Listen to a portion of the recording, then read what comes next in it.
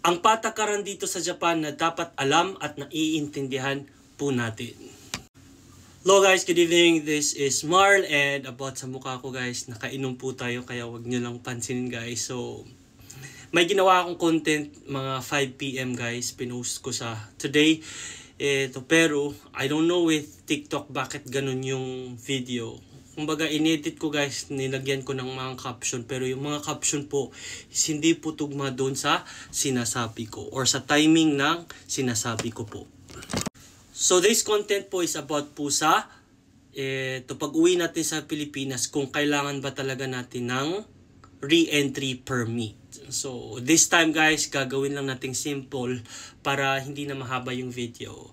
So sa permit po ng pagbalik natin po dito sa Japan, nagbago po siya. So until 2012 July po, pag umuwi ka ng Pilipinas po, kahit isang araw, 2 araw, 3 araw lang yan, kailangan mo talaga kumuha ng re-entry permit. Kasi sa panahon na yun po guys, hindi po residence card po ang tawag, kundi alien card po yung tawag sa atin. So after ng 2012 July, nagbago po siya, nagkaroon na po tayo ng residence card. And sa pagbago ng residence card po natin, nagbago rin yung patakaran ng re-entry permit. Sorry po guys.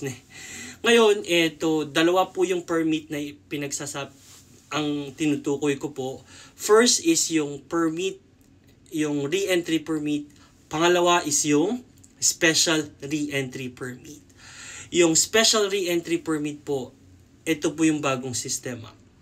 Ngayon, kung ikaw ay aalis ng Japan with the visa and babalik ka within 1 year po, hindi nyo na kailangan yung re-entry permit kasi meron tayong tinatawag na special re-entry permit.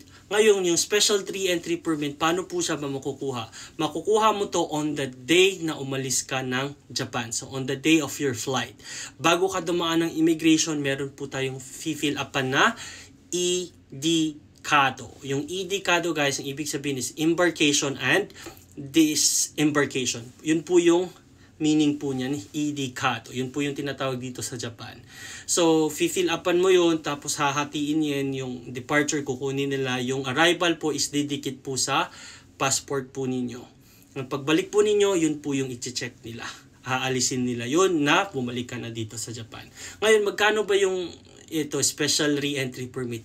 0 yen. Wala po tayong babayaran po 0 yen. Again po, yung special re-entry permit or yung permit po na sinasabi po natin, applicable lang to sa mga nakatira po dito sa Japan. Nakatira, ibig sabihin meron po tayong residence card.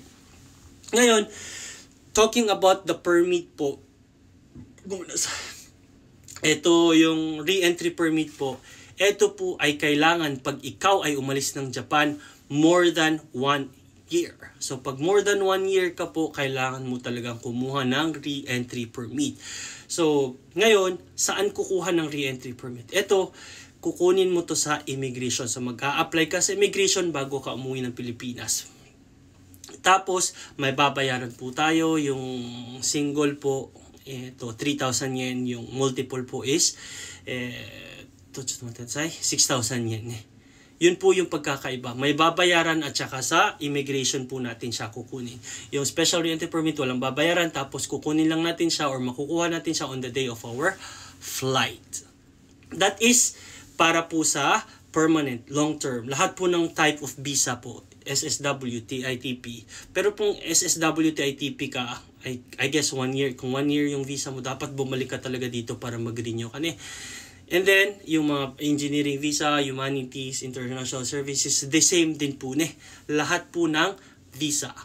Pero, you have to understand po, meron din tayong tinatawag na special or tokubetsu eiju sha. Ang ibig po sabihin yun is special permanent residency. Ngayon, yung special permanent residency po, they are allowed to go out from Japan maximum po ng 2 years. So, ibig sabihin, pag bumalik sila ng Japan within 2 years, hindi nila kailangan yung permit. Hindi nila kailangan yun. Kasi babalik sila within 2 years. That is for special permanent residency. Tokubetsu Eijusha. Sa kanila lang po yun. Yung sa mga other visa po, within 1 year po talaga. That's it. Sana po naintindihan this time. And this time guys, hindi ko na siya lalagyan ng caption para hindi ko na i-edit at saka i-upload ko na lang po. Sana po naintindihan po this time. Kasi yung pinost ko talaga hindi ko maintindihan bakit. In-edit ko pa naman ng maayos yun pero hindi po maganda yung presentation. So bago natin tapusin yung video guys, magsasamari lang po tayo. Dalawa po yung permit, re-entry permit at saka special re-entry permit. Saan makukuha yan? Yung re-entry permit po is sa immigration. Yung sa special re-entry permit po is sa day kung kailan ka lilipad before ka dumaan ng immigration.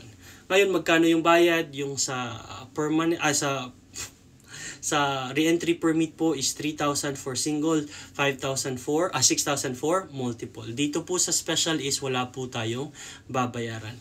Ngayon, yung sa pag span ng time na wala ka dito sa Japan, pag more than 1 year po, that is considered sa permanent tawag dito, yung re-entry permit ni, sorry po guys. And then, yung sa special re-entry po, pag within 1 year po, hindi mo na kailangan yung re-entry permit. So, nomamane. That's it po. Sana po nakatulong po yung information na to.